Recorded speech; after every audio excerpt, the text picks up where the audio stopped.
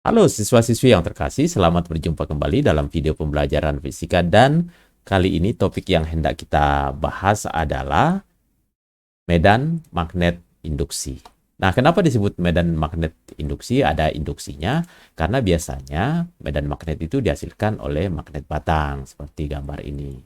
Nah, tetapi ternyata juga tidak mesti harus magnet batang. Nah, di sini ada kawat yang dialiri oleh arus listrik dan itu bisa menghasilkan medan magnet di sekitarnya. Nah, kita kenal sebagai medan magnet yang diinduksikan oleh kawat yang berarus.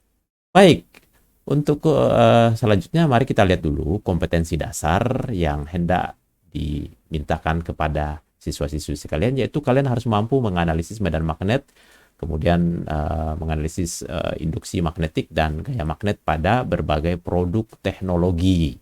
Nah, ngomong-ngomong tentang teknologi, fisika dan inovasi teknologi itu erat banget kaitannya ya. Misalnya contoh yang sekarang lagi tren juga sedang banyak dibicarakan adalah mobil listrik, misalnya Tesla atau banyak lagi ya, dan kereta cepat.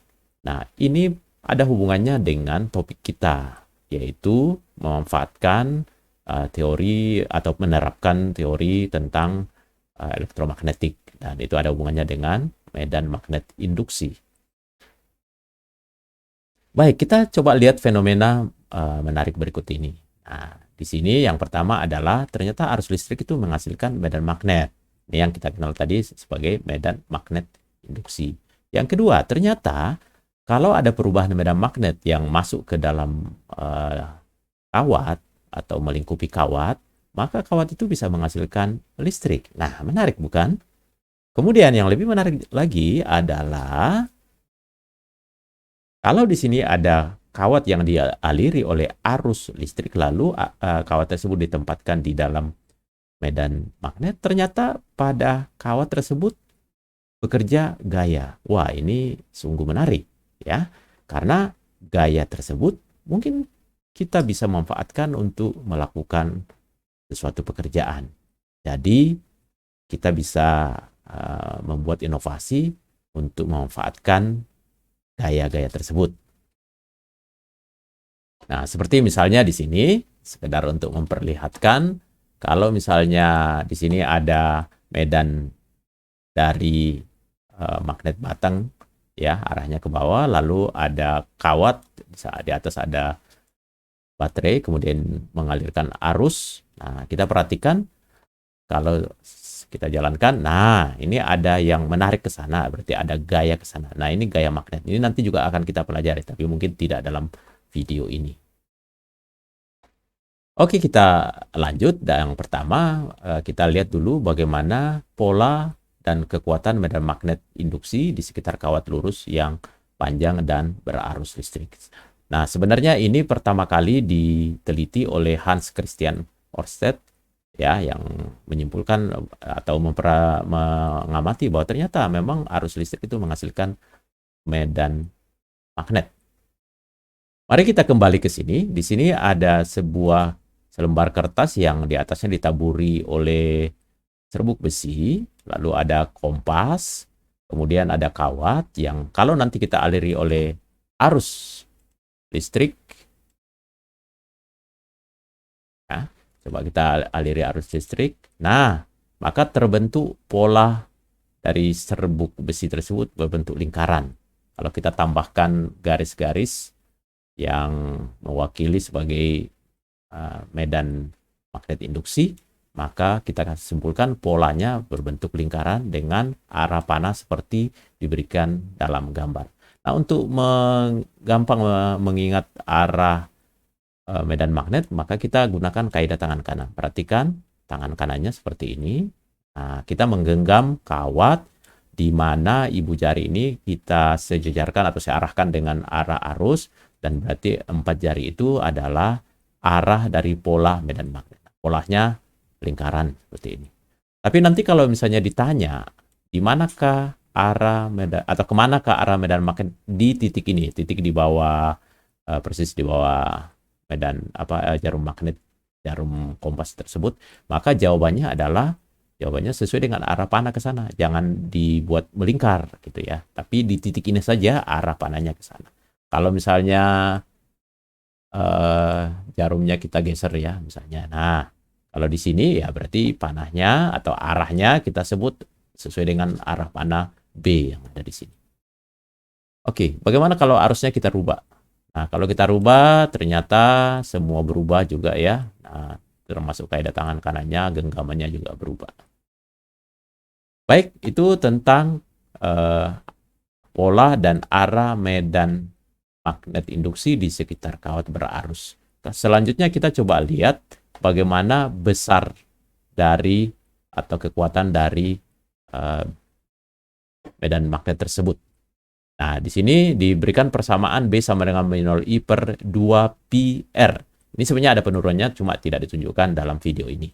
Nah, di mana I itu ada kuat arus, R itu adalah jarak tegak lurus dari arus atau dari kawat ke titik yang dimaksud. Ya, μ0 permeabilitas ruang hampa. Baik, kita lanjutkan dengan yang kedua, yaitu mengamati pola medan magnet induksi di pusat ya, di bagian pusatnya aja dari kawat yang berbentuk lingkaran. Ya, perhatikan di sini sudah ada sebuah kawat yang berbentuk lingkaran lengkap dengan arah arusnya. Kalau misalnya kita taburi serbuk besi di atas kertas tersebut, maka akan terbentuk pola yang mirip-mirip dengan tadi ya, karena memang masih persis sama ya, cuma ini melengkung aja. Nah, kalau kita tambahkan garis-garis medan magnetnya, akan sesuai dengan lengkap dengan panahnya, perhatikan ya. Kita juga bisa menggunakan tangan genggam di sini dan memang arah panahnya atau arah jari, arah 4 jari itu akan sesuai dengan arah panah di sini. Oke, kalau misalnya kita tambahkan medan jarum kompas di sini, oke, atau kita tambahkan apa lagi? Arah medan magnet, ya, arah medan magnet di sini sesuai dengan panah ini, ya. Oke. Lalu bagaimana besarnya? Kita coba lihat. Besarnya adalah μ0 I per 2R. Nah, bedanya dengan tadi adalah yang kawat panjang itu ada 2πr, ada pi-nya. Sementara ini hanya 2R saja. Oke, mari kita coba lihat satu contoh soal di sini. Jadi ada kawat lurus yang panjang dibengkokkan membentuk lingkaran jari-jari R dan dialiri oleh arus I. Nah, kita disuruh menghitung besarnya kuat medan magnet di pusat lingkaran. Mari kita coba lihat. Nah, ini dia. Nah, seperti ini kira-kira ya bentuknya. Nah, kalian perhatikan bahwa ternyata di sini ada dua panah medan magnet nih. Satu yang diakibatkan oleh kawat yang lewat bawah, dianggap seolah-olah ini garis kawat lurus. Satu yang bentuk lingkaran. Coba kita lihat ya. Nah, ini kan lingkarannya berarti medan magnetnya seperti ini panahnya ya. Tapi kalau misalnya kita lihat yang bagian bawahnya, kita anggap aja kita hilangkan gitu ya. Nah, ini doang nih. Tapi kalau dijadikan bersamaan, maka ada dua tanda panah di sini. Ya udah, karena satu arah tinggal dijumlahkan saja. Nah, mari kita selesaikan. Berarti kalau begitu, B total di pusat ya. B total aja.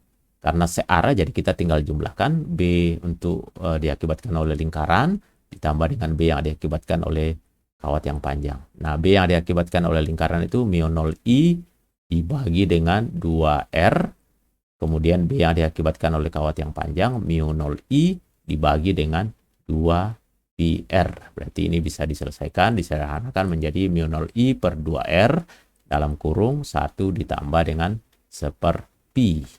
Nah, seperti itu. Ya, masih ada bentuk-bentuk lain yang bisa dijadikan soal juga, misalnya seperti ini ya. Dia ini dibengkokkannya berbeda gitu dan banyak variasi yang bisa dibuat di sini.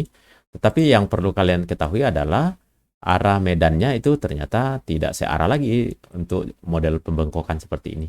Berarti nanti caranya gimana? Nah, perhatikan ya, ini diakibatkan oleh kawat lurus panjang sementara yang ini diakibatkan oleh kawat yang melingkar. Jadi kalau dijumlahkan, ini nggak boleh langsung dijumlah begitu saja, tapi harus secara vektor.